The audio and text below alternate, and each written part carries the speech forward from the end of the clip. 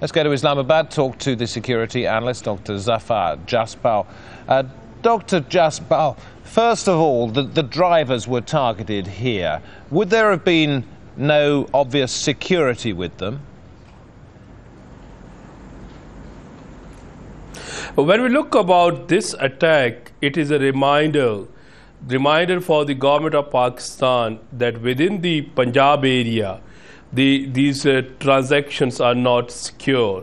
Because if you see the record of the attacks on the NATO trucks or supplies, they were more in the nearer the Afghan-Pakistan border or in the tribal areas. But this time, very easily, they just moved at 10 to 50 kilometers out of the skirts of the Islamabad. They came as a convoy, motorcycle and the car, and they hit it.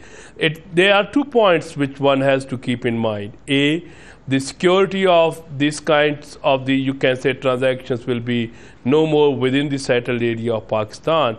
But the most important thing is it confirms that there are strong groups within Punjab who have linkages with the Taliban, and they have identical agenda of hitting the NATO supplies.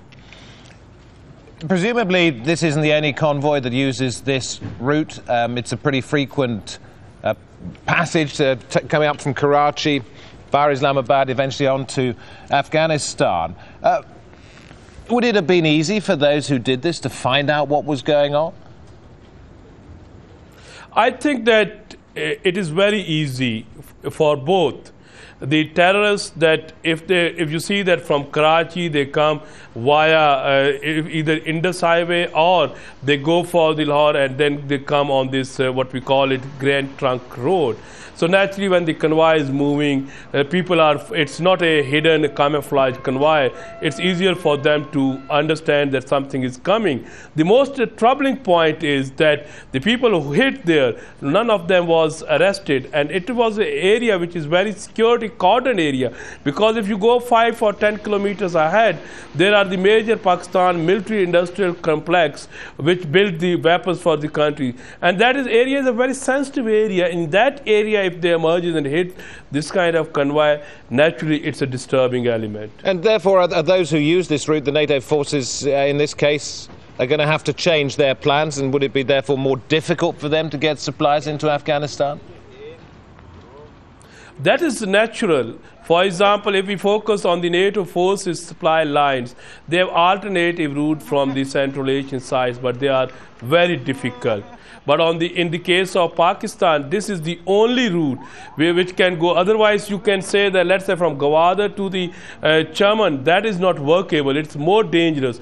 I think this is the most economical, secure route for them, despite the attack.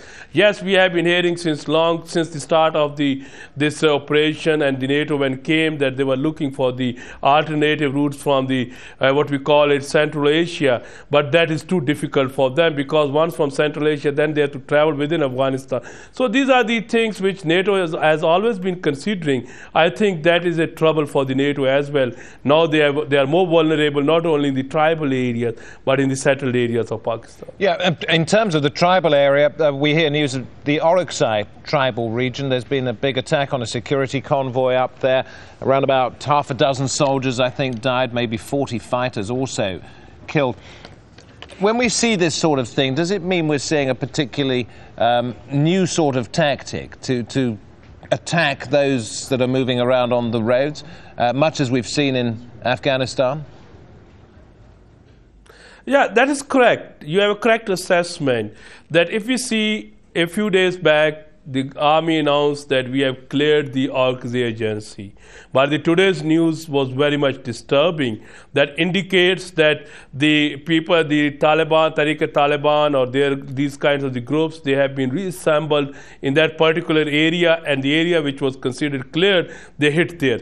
My own understanding about this strategy is that if you see that government of Pakistan and Foreign Minister of Pakistan yesterday said that we are looking for the option, and we are going to think when we move into North Waziristan. In order to keep the army engaged in Orakzai and within the, you can say, Punjab, the law enforcement agencies, this could be a tactic to increase the pressure to engage the law enforcement agency and army out of the North Waziristan so that they should not reach the hub of these, you can say, the terrorist organizations where they have been residing. That could be what we call it a new tactic, which is a part of their grand strategy, that to keep the armed forces checked so that they should not move in the North Waziristan. Thanks very much indeed, Dr. Jaspal.